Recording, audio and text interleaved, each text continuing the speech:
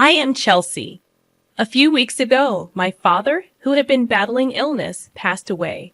Regret filled me as I wished I could have shown him his grandchildren. The words escaped my lips along with a sigh. I got married 5 years ago, at the age of 25. At my wedding, my father and I made a promise. I'll let you know first when I get pregnant. However, that promise remained unfulfilled, and it became my only regret about my father. His illness was discovered a year ago, and since then, I did everything I could for him. I regularly returned to my parents' home, visited the hospital with my mother, and increased the frequency of phone calls and video chats. Despite my efforts, I couldn't help but wonder if I could have done more. As I muttered these thoughts, my mother, sitting next to me, reassured me, saying, "You did well, Chelsea. Your father would be satisfied." Just then, my sister Portia returned, bringing the lawyer with her. My sister entered the living room, accompanied by a man in his mid-40s, whom I assumed was the lawyer. He handed me his business card, introducing himself as Samuel, the attorney. Gratefully, I acknowledged his presence, and my mother guided him to his seat. As soon as the lawyer sat down, my sister blurted out, "I heard from this lawyer that Dad left quite an inheritance." I quickly clarified, "It's not all for you, Portia." An uneasy tension filled the room as my sister glared at me, revealing our strained relationship. We used to be okay, but things soured when we found out about Dad's illness. Despite my attempts to bridge the gap, my sister's arrogant attitude and reluctance to visit our father only worsened our relationship. I expressed my frustration, but she insisted, "I'm not being stubborn. I live in the city, and it's not easy to come to the countryside." Our argument continued, and I realized that our relationship had deteriorated quickly. Even though she lived far away, I believed she could have visited once in a while. In the end, she stopped talking, and the tension hung in the air. Attempting to diffuse the situation, the lawyer intervened, saying, "Let's calm down, please." I apologized, and the lawyer nodded before continuing. "As I mentioned on the phone, I have your father's will." My mother inquired, "When did this happen?" The lawyer replied, "A few weeks before he passed away. He contacted me, so I went to the hospital to have him sign the will in front of me, with his primary physician present." It turned out they had arranged for the primary physician to contact the lawyer. After my father passed away, the lawyer was contacted. He, in turn, reached out to us, explaining the circumstances. "That's how we find ourselves here today," the lawyer said, producing a white envelope and placing it in front of us. Inspecting the envelope, I mumbled, "This is definitely Dad's handwriting." My sister Portia seemed impatient, saying, "Never mind, just tell us what's in it. I'm busy, you know." The lawyer, with a wry smile, opened the envelope to reveal a single piece of paper. "This is what was written there," he began, explaining that besides the house and land, our father's inheritance included some savings and a storage shed. The mention of the storage shed puzzled me. My sister, however, interrupted angrily. "Wait a minute. You didn't mention the farm." "The farm, yes," I added, recalling that it was a hobby my father took up after closing his company. He had started farming near our home until he fell ill. My sister insisted that the farm should be part of the inheritance. Reviewing the documents, the lawyer found a note and revealed, "The farm is rented land." Disappointed, my sister thought we owned it, but I silently considered it might be for the best since we knew little about farming. The conversation shifted to dividing the inheritance. "The house and land go to the wife," the lawyer declared. My sister was content, but the lawyer suggested dividing the rest as we pleased. My sister promptly claimed the cash from the savings, approximately $100,000. Protesting against this selfish arrangement, I objected. "Wait a minute. I'm the oldest daughter. That's irrelevant. I'll take the storage shed." My sister turned to the lawyer, asking, "What even is that?"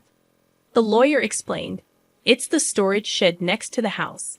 You'll inherit the building, the land, and its contents." My sister's eyes lit up, and she eagerly accepted. As I questioned her motives, the lawyer continued, "It's about 65 square feet. roughly the size of a small bedroom. Reacting with distaste, my sister grimaced as the lawyer placed photos of the shed on the table.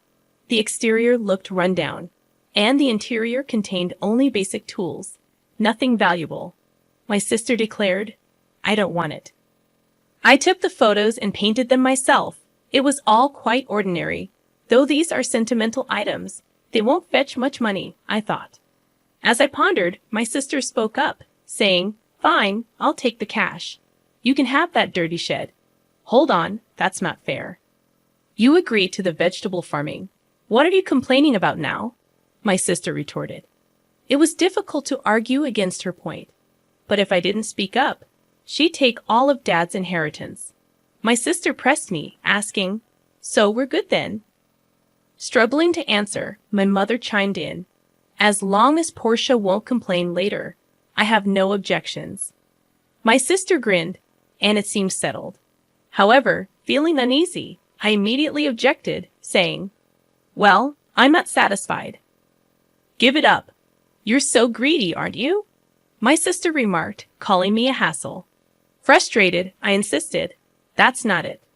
You care more about Dad than money, right?" Her words left me speechless, realizing that family is more important than money. Before I could say more, my sister ended the conversation. In the end, my mother got the house and land. My sister received Dad's savings, and all that was left for me was the dirty shed. My sister signed a document promising not to complain about the inheritance division, laughing loudly. Full of complaints, I couldn't help but vent to my mother, asking, "Mom, why didn't you help me?" She replied, "I did help you. You decided with Portia." I argued, "That's not true. I made sure you got the shed." My mother assured me, "You might find something surprisingly good if you look closely." The next day, armed with the key from the lawyer, I headed to the shed near the field, a 10-minute walk from home. It was a rural road where no one else passed by. Upon reaching the field, which my father had rented for the past year, I opened the dusty shed with the key. As I looked around, there was nothing special inside, just tools for farming.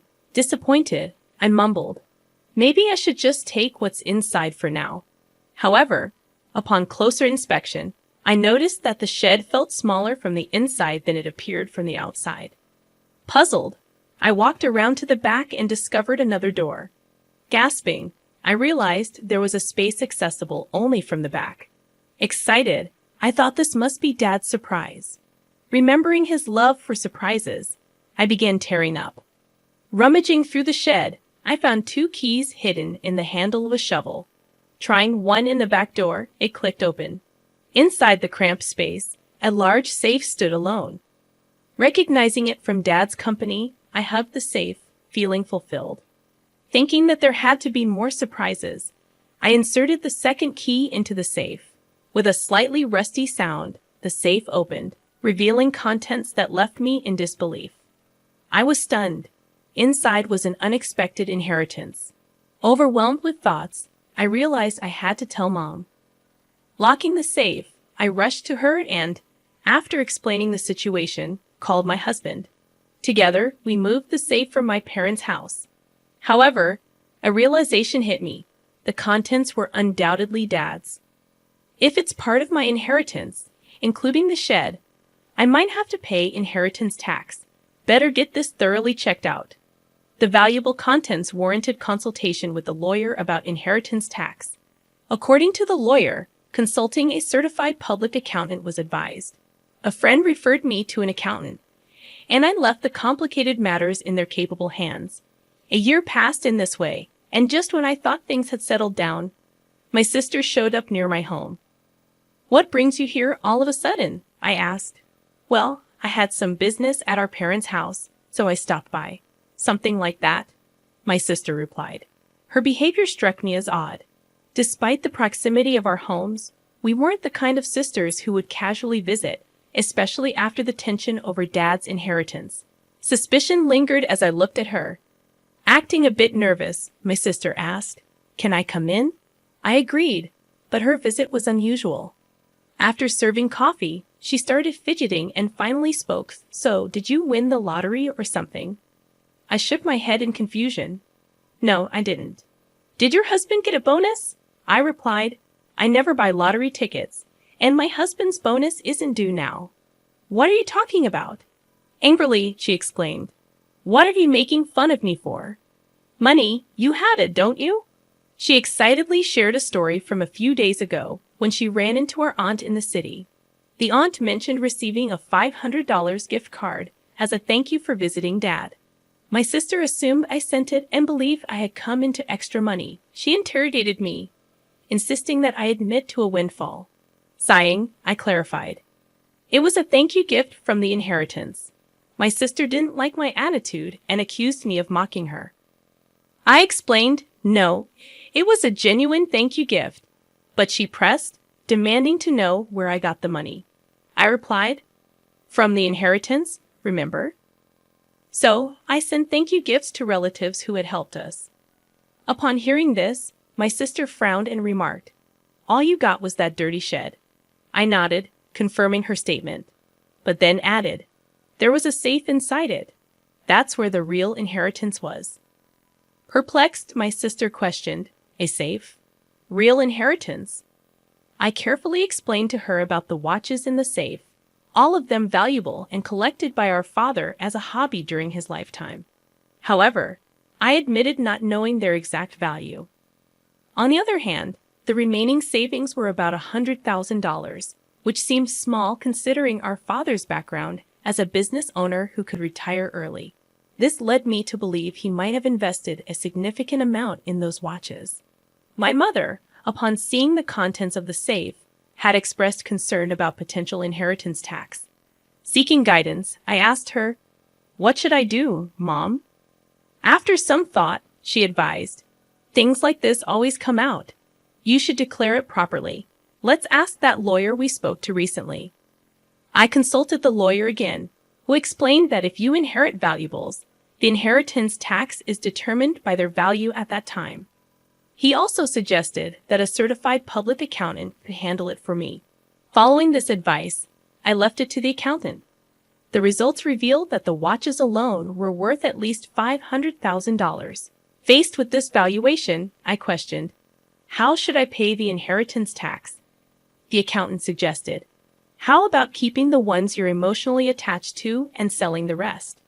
Agreeing with the practicality of this approach, I sold some watches, used the money to pay the inheritance tax, and sent thank you gifts to the helpful relatives, the gift cards my sister had mentioned. By the way, I kept items like the pocket watch my father often wore, which held the most memories for me. I showed it to my sister while explaining the story, saying, this one isn't expensive, but it holds the most memories for me. However, my sister frowned upon hearing my story. What? You don't have any left? She asked. I replied, no, there are still some in the safe, which is at Mom's. It's too big for this house. It's the one Dad used at his company. My sister looked away, seeming deep in thought. Feeling uneasy, I anticipated her reaction, but she surprised me by standing up and saying, I'm leaving now that I know where the money came from, and left. Considering my sister's money-minded nature, I expected her to demand a share of the money from the watch sales. I was relieved she left without making a fuss. However, in my relief, I forgot the unease I had felt earlier, only to be reminded of it late that night, when I received a call from my mother. Chelsea, it's urgent. Come over right away, my mother exclaimed. Alarmed, my husband and I rushed to her house, noticing something strange as we approached. The area around my parents' house was lit up in red, and as we got closer, several police cars were parked outside. What's going on? I wondered, and the reason became clear, a distressing situation unfolding at my parents' house. I navigated through the crowd, calling out to my mother, what happened, Mom? According to her, it was after 9 p.m., and feeling tired, she had already gone to bed. Shortly afterward, she heard strange noises, sounds like someone searching for something coming from beyond the door. Oh, it's a burglar, my mother instantly thought. Feeling helpless as she was alone in the house, she decided to escape through the window. Glancing back, she saw the light of a flashlight moving inside the house, confirming her suspicion of a burglar. Convinced, she ran to the neighbor's house and urgently sought help, saying, "There's a burglar." Upon hearing this, the neighbor promptly came out, and they both observed the swinging light my mother pointed at, thinking it was a burglar. They called the police, who arrived soon after. However, it turned out not to be a burglar at all. It was my sister who had sneaked into the house to rummage through the safe. Influenced by my story, neither my mother nor the neighbor knew this. When the police arrived, my sister, realizing she was in trouble, attempted to make a quick escape. In her rush, she accidentally bumped into the open door of the safe, causing it to topple over and fall onto her as she tried to flee. That's how Portia got trapped under the safe, and she was taken to the hospital by ambulance, complaining of leg pain. Stunned, I was truly dumbfounded by the turn of events. Afterward, my mother and I apologized to the police officers for the late-night disturbance. I also called my sister's husband, who expressed disbelief, exclaiming, "Wait, you're saying Portia broke into her own family home and got injured?" "Yes, that's correct," I replied, shocked and disappointed. Her husband revealed that Portia had accumulated a significant amount of debt, spending extravagantly on brand-name items. The couple had a massive fight, leading Portia to storm out, declaring she would borrow from Mom to pay it back. It turned out she had already used the $100,000 she inherited to settle some of her debts. However, still short, she came to me, seeking more money. Learning about the contents of the safe triggered her actions, resulting in this entire mess. No wonder her husband was furious. In the end, my sister, with a fractured leg, was hospitalized, and her husband started talking about divorce. Despite her protests, he brought divorce papers to the hospital, and she had no choice but to sign. Now she lies in her hospital bed, stunned by the unfolding events. I noticed a part-time job magazine next to her, suggesting she's contemplating working part-time to pay off her debts. As for me, I decided to move back to my parents' home amid all the commotion. Concerned about my mother and another significant reason, I found out I'm pregnant. After discussing it with my husband, we decided to move back home and have my mother assist us with childcare. Although I wish I could have shared the news of my pregnancy with my father while he was alive, I'm certain he would be happy for us. So, I'm looking forward to giving birth to a healthy baby.